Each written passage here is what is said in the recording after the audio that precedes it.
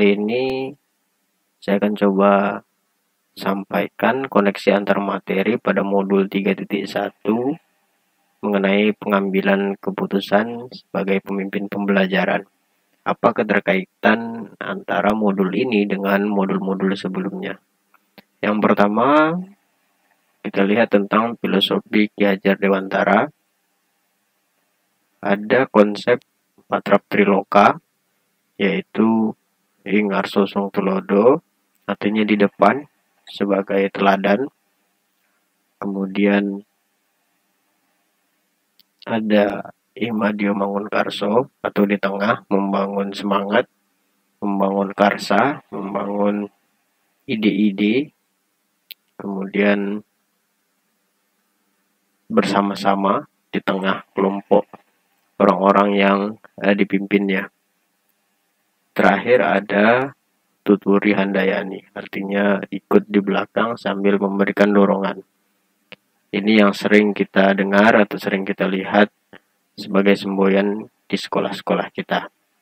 Sebenarnya ketiga konsep ini atau semboyan ini yang disebut Patrap Triloka ini merupakan konsep dasar kepemimpinan. Seorang pemimpin harus bisa berada di depan sebagai contoh bagi para orang-orang atau komunitas yang dipimpinnya, memberi satu contoh, memberi satu intuisi jauh ke depan, untuk kemudian memberi gambaran-gambaran apa yang dilihatnya kepada orang-orang yang dipimpinnya di belakangnya. Di tengah itu juga artinya membangun semangat atau membangun kerjasama. Tidak bisa kita selalu berada di depan, kita harus juga ikut bersama-sama di tengah kelompok itu untuk bersama-sama mengerjakan. Sehingga terkait hubungan sosial, rasa antara seorang pimpinan dengan orang-orang yang dipimpinnya. Terakhir, di belakang atau tuturi handayani, memberikan dorongan dari belakang, artinya kita ingin bahwa orang-orang yang kita pimpin itu maju ke depan, mencapai satu keberhasilan, mencapai satu kesuksesan, mencapai satu tujuan atas hasil usaha mereka sendiri dengan kemampuan mereka. Kita hanya berperan sebagai pendorong dan penyemangat dari belakang. Dianalogikan seperti tim sepak bola, maka tidak ubahnya seorang guru itu sebagai pelatih.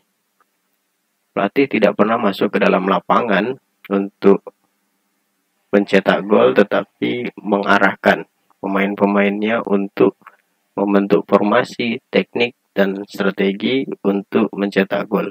Tetapi yang mencetak gol adalah pemainnya, bukan pelatihnya. Ketiga konsep ini atau Patrap Triloka ini bertujuan untuk menuntun murid sesuai dengan kodrat alam dan kodrat zamannya, sehingga murid-murid kita termanusiakan seperti yang disampaikan oleh Ki Hajar Dewantara, sehingga mereka tumbuh seperti apa yang sudah ditakdirkan kepada mereka. Kita hanya mendorong dan menuntun tumbuh kembang dari murid-murid kita. Selanjutnya ada nilai dan peran. Nilai-nilai yang terkandung dalam diri seseorang tentu akan mempengaruhi cara dia berpikir, cara dia memandang sesuatu, cara dia berpendapat, cara dia mengambil keputusan, dan lainnya. Sehingga perlu tertanam nilai-nilai antara lain mandiri, reflektif, kolaboratif, inovatif, kemudian berpihak pada murid.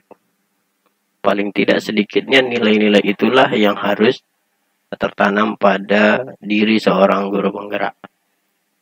Dengan nilai-nilai itu diharapkan nantinya akan mempengaruhi proses berpikir, kemudian mengambil keputusan-keputusan yang berkaitan dengan modul ini, yaitu pengambilan keputusan sebagai pemimpin pembelajaran. Sehingga ke depan si guru tersebut mampu melaksanakan perannya sebagai pemimpin pembelajaran, menggerakkan komunitas, menjadi coach bagi teman sejawat, berkolaborasi antar guru, mewujudkan kepemimpinan murid. Sehingga diharapkan ke depan para murid-murid itu menjadi pemimpin-pemimpin di masa depan. Nilai ini akan sangat mempengaruhi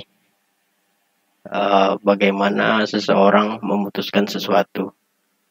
Bisa jadi itu merupakan proses otomatis apa yang terkandung atau nilai-nilai apa yang ada dalam dirinya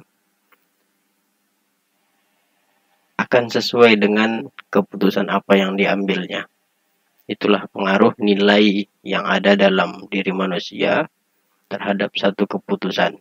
Sehingga di sini perlu ditekankan bahwa nilai-nilai yang ada pada seseorang penting atau sangat berpengaruh terhadap sebuah keputusan. Dalam hal ini keputusan sebagai pemimpin pembelajaran bagi seorang guru. Selanjutnya ada visi. Visi merupakan tujuan jangka panjang atau cita-cita besar yang ingin dicapai. Ini bisa digali dari mimpi dan harapan. Kemudian dalam merealisasikannya kita juga harus menganalisis kekuatan-kekuatan apa saja yang dimiliki. Kemudian membuat satu tahapan-tahapan rencana yang bisa terukur dan terencana untuk dilaksanakan sehingga perlahan-lahan langkah demi langkah visi itu bisa terwujud. Seorang visioner harus mampu melihat ke depan, jauh ke depan untuk menentukan langkah-langkah apa yang harus dilakukannya untuk mencapai tujuan jangka panjangnya tersebut. Selanjutnya ada budaya positif. Kita harapkan baik nilai, sebuah konsep maupun pandangan jauh ke depan itu dilakukan berulang-ulang.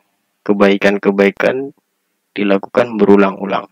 Komitmen bersama, harapan yang ada, kemudian visi bersama, konsistensi bersama, kesepakatan bersama, kemudian disiplin yang positif itu terus-menerus dilakukan sehingga menjadi sebuah pembiasaan. Pembiasaan yang terus-menerus dilakukan kita berharap akan menjadi satu budaya, yaitu budaya positif yang nantinya secara otomatis itu akan tercermin pada perilaku kesehariannya tanpa harus dipikir. Secara otomatis refleks akan menjadi satu sikap tersendiri karena itu sudah menjadi budaya dalam diri masing-masing murid. Hal ini semuanya tentu saling berkaitan, tidak terpisahkan satu dengan lainnya, saling mempengaruhi. Selanjutnya kita masuk modul kedua, ada pembelajaran berdiferensiasi. Pembelajaran berdiferensiasi ini merupakan juga salah satu cara yang dilakukan seorang guru yang pertama memetakan kebutuhan belajar. Kemudian dalam pemetaan ini berlandaskan pada kesiapan belajar, minat belajar, dan profil atau gaya belajar murid. Tentunya setiap murid memiliki kesiapan minat dan profil atau gaya belajar yang berbeda. Kesemuanya ini merupakan kebutuhan setiap individu murid. Sehingga guru sebagai seorang penuntun hendaknya membuat rancangan pembelajaran yang bisa memenuhi kebutuhan belajar tiap-tiap individu ini. Upaya ini bisa dilakukan, melakukan atau merancang pembelajaran berdiferensiasi, meliputi konten, proses, dan produk. Diharapkan dengan pembelajaran berdiferensiasi ini merupakan salah satu keputusan bagi seorang guru sebagai pemimpin pembelajaran untuk benar-benar memenuhi kebutuhan belajar tiap-tiap individu murid. Selanjutnya ada pembelajaran sosial emosional, mindfulness well-being.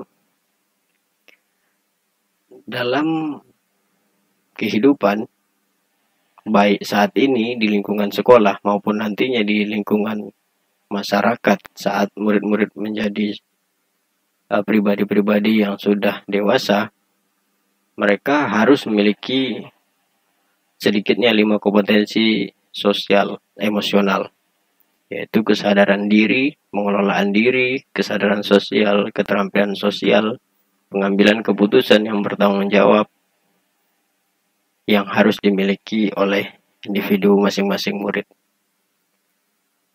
Dengan mindfulness atau kesadaran diri penuh, maka dalam satu pengambilan keputusan, si murid, si guru, atau siapapun yang memiliki kesadaran penuh mampu membuat keputusan yang benar-benar sudah difikirkan dengan matang, sehingga meminimalisir keputusan yang diambil secara emosional. Karena pada umumnya keputusan yang diambil secara emosional berdampak merugikan atau cenderung negatif hasilnya nantinya. Selanjutnya ada pengelolaan diri, kesadaran sosial, dan keterampilan sosial. Ini berkaitan dengan relasinya atau cara dia membangun relasi terhadap lingkungan di sekitarnya, baik teman-temannya, rekannya, saudara, keluarga, dan masyarakatnya. Dengan pembelajaran sosial emosional diharapkan baik guru, murid, maupun siapapun akan mampu mengambil keputusan yang bertanggung jawab. Dalam hal ini, keputusan sebagai pemimpin pembelajaran bagi seorang guru.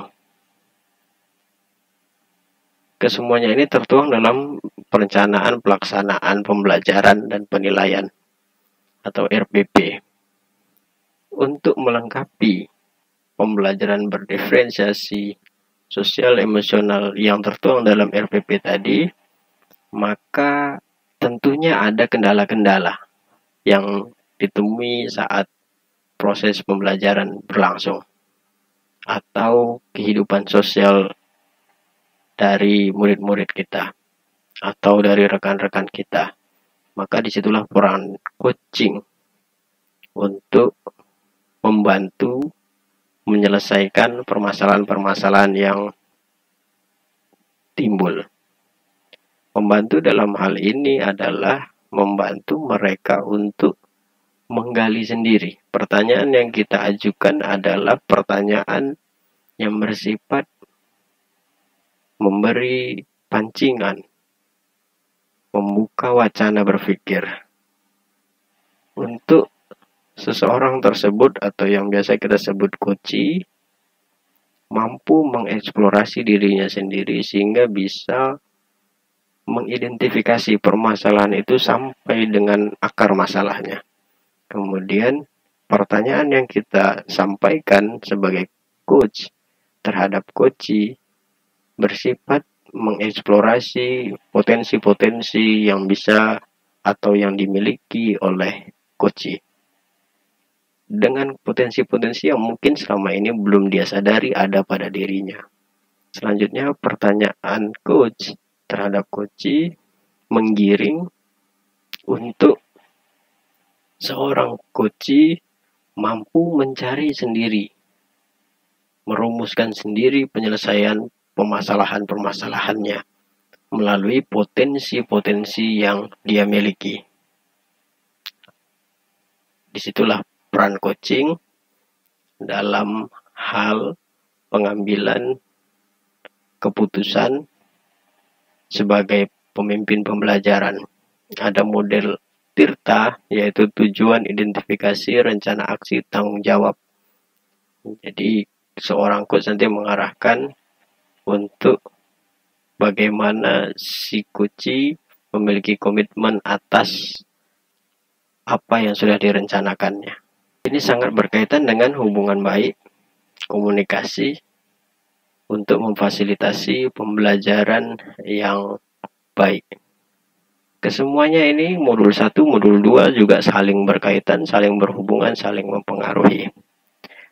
Masuk kita ke modul 3, antara modul 1, 2, dan modul 3.1 ini, yaitu pengambilan keputusan sebagai pemimpin pembelajaran, sangat terkait.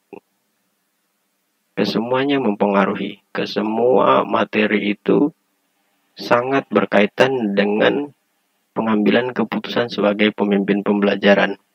Tentunya dalam pengambilan keputusan, semua aspek, semua sudut pandang, semua kemungkinan harus menjadi pertimbangan dalam sebuah pengambilan keputusan sebagai pemimpin pembelajaran. Itu sebabnya semua ini atau modul-modul sebelumnya ini sangat terkait atau sangat mempengaruhi, saling mempengaruhi satu sama lainnya. Pada pengambilan keputusan sebagai pemimpin pembelajaran, ada yang disebut dengan dilema etika dan bujukan moral. Dilema etika berarti suatu situasi di mana ada kejadian yang benar dan juga benar, atau dua kejadian yang harus kita pilih yang dua-duanya benar. Sementara dalam bujukan moral berarti benar dan salah. Salah satu hal sudah menyalahi aturan yang berlaku atau melanggar hukum, sehingga lebih mudah kita dalam menentukan sikap. Meskipun dalam praktiknya juga kadang-kadang kita sulit dalam memutuskan hal tersebut. Dalam pengambilan keputusan sebagai pemimpin pembelajaran juga ada 4 paradigma yang sering dipakai, yaitu individu lawan masyarakat, rasa keadilan lawan rasa kasihan, kebenaran lawan kesetiaan, kemudian jangka pendek lawan jangka panjang. Ini 4 paradigma yang dipakai dalam pengambilan keputusan sebagai pemimpin pembelajaran. Selanjutnya ada 3 prinsip dalam pengambilan keputusan, yaitu prinsip berbasis hasil akhir. Artinya, prinsip ini menekankan pada hasil akhir dari satu proses, dari satu peristiwa, dari dua pilihan yang ada. Berpikir berbasis hasil akhir ini juga berarti mencari keputusan atau mengambil keputusan yang bisa berdampak baik bagi banyak orang, atau keputusan yang paling banyak manfaatnya bagi banyak orang. Berpikir berbasis hasil akhir ini memiliki kelemahan, yaitu harus mengabaikan pilihan-pilihan lain. Jadi harus memenangkan satu pilihan, sementara pilihan yang lain cenderung terabaikan. Selanjutnya ada berpikir berbasis peraturan. Prinsip ini berpatok pada aturan-aturan yang berlaku, undang-undang yang ada, kemudian semua peraturan yang berlaku di tempat kejadian peristiwa itu berlangsung. Sehingga dalam memutuskannya, semua mengacu pada peraturan. Prinsip ini memiliki kelemahan, yaitu terkesan kaku, karena hanya berpatokan pada peraturan yang ada. Sementara beberapa peristiwa itu terjadi tidak terakomodir sepenuhnya dalam satu peraturan. Kadang-kadang satu peraturan itu tidak membahas lebih lanjut atau tidak memprediksi akan kejadian-kejadian dengan versi-versi yang berbeda. Aturan itu biasanya bersifat umum dan tidak bersifat kasuistik. Di situ kelemahannya. Kemudian berpikir berbasis rasa peduli. Ini mungkin yang terbaik di antara ketiganya. Namun ini juga memiliki kelemahan. Berpikir berbasis rasa peduli ini berarti kita mengambil keputusan atas dasar rasa peduli yang kita miliki terhadap satu hal yang ingin kita putuskan.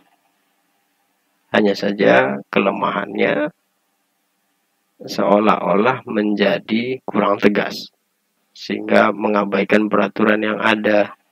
Kemudian terkadang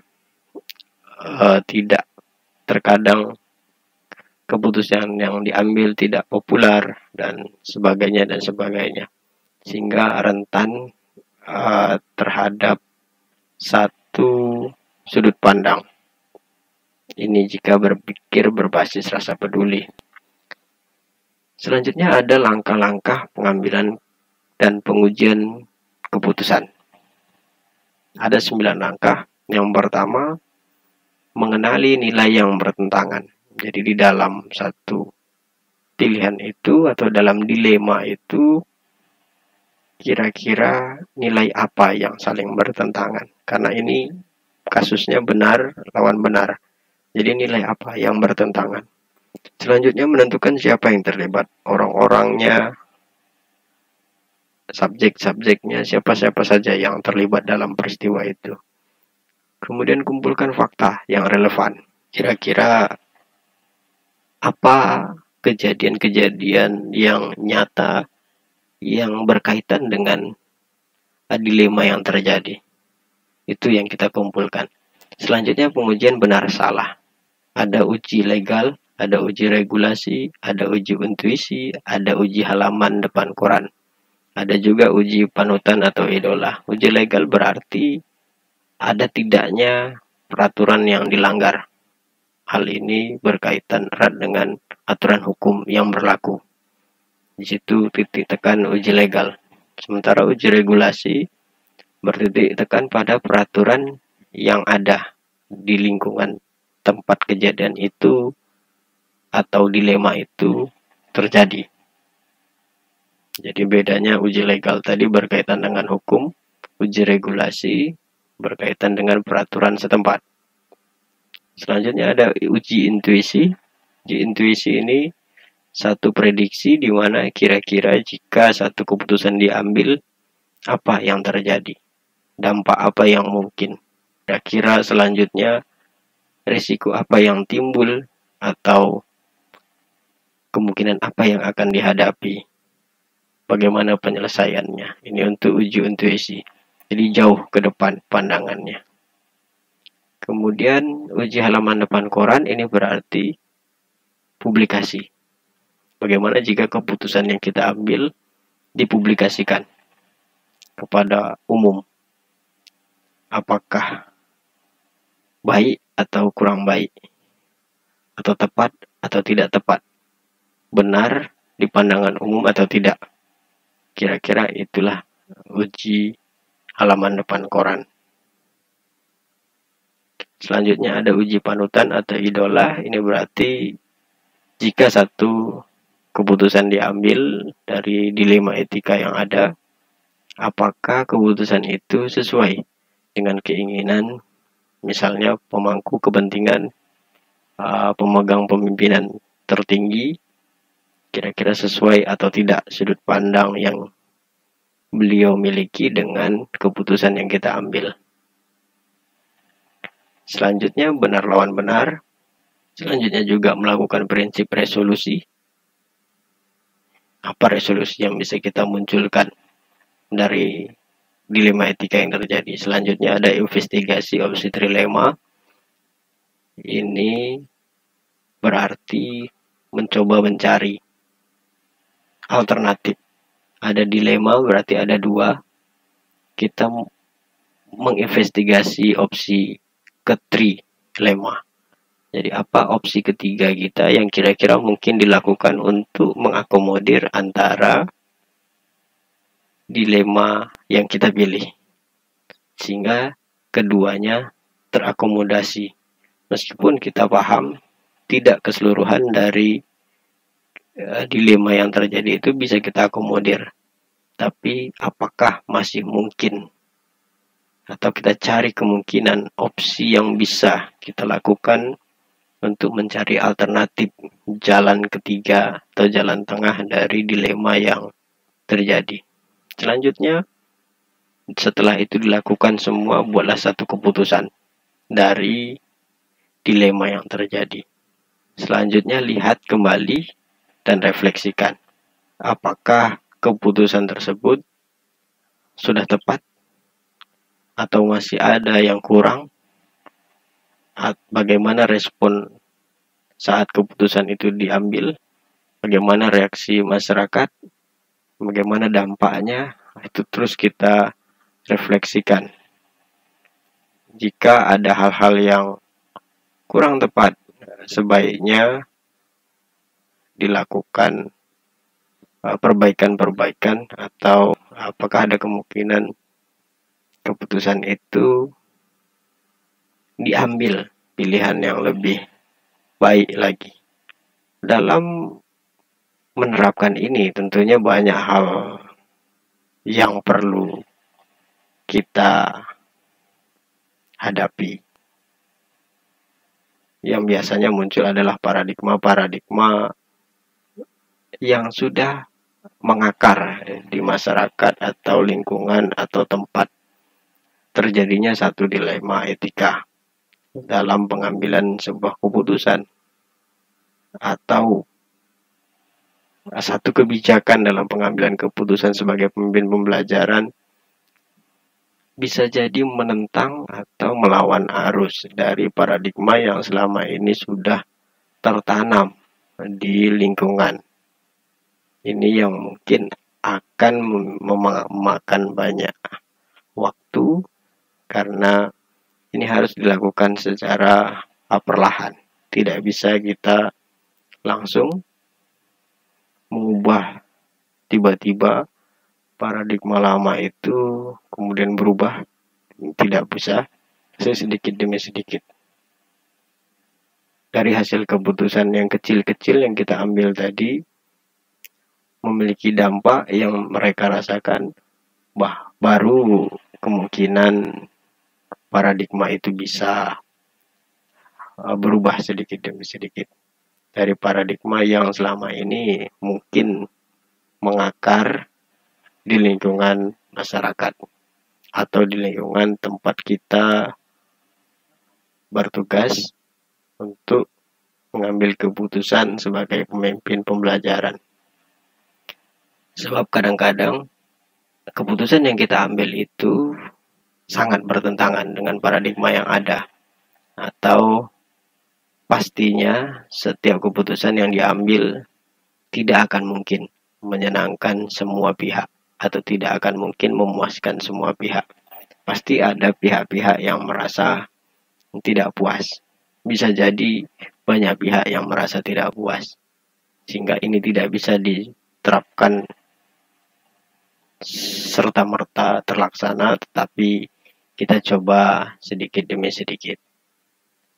Setelah semuanya itu dilakukan, sebaiknya di awal tadi kita berdoa sebelum memulainya, dan setelah di akhir kita mengambil keputusan, kita serahkan kepada Tuhan Yang Maha Esa.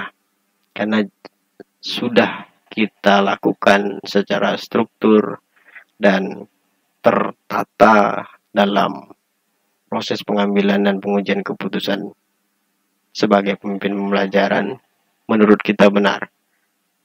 Bisa jadi hal-hal yang tidak terpikirkan oleh kita terjadi dan muncul setelah kita mengambil keputusan itu, sehingga perlu kita serahkan semua itu kepada Tuhan Yang Maha Esa. Selanjutnya, materi pembelajaran modul 1, 2, dan 31 ini saling terkait satu sama lain dengan hubungan saling timbal balik dan saling mempengaruhi. Modul 31 ini menuntun kita untuk lebih terukur, terarah, dan sistematis dalam mengambil sebuah keputusan. Setiap keputusan, seperti yang kita sampaikan tadi, pastinya menimbulkan pro dan kontra. Namun dengan modul ini, kita diarahkan agar keputusan yang diambil benar-benar matang, sehingga mendapatkan keputusan yang terbaik dari semua kemungkinan yang ada. Hal ini diperlukan untuk menciptakan kondisi lingkungan, terutama sekolah dalam hal ini, yang merdeka belajar, yang berpihak pada murid. Jika sudah terkondisikan lingkungan yang kondusif, nyaman, dan merdeka belajar, dan program-programnya berpihak pada murid, maka diharapkan terbentuklah pada setiap individu murid itu profil pelajar Pancasila, yaitu beriman dan bertakwa kepada Tuhan Yang Maha Esa dan berakhlak mulia, berkebinekaan global, bergotong royong, kreatif, bernalar kritis, mandiri. Mungkin demikian yang bisa kami sampaikan tentang koneksi antar materi pada modul 31 ini dan kaitannya dengan modul-modul sebelumnya. Sekian dari kami, Nur Wahyudi Setiawan, dari SMP Negeri 1 Pinggir, Kabupaten Bengkalis, Riau.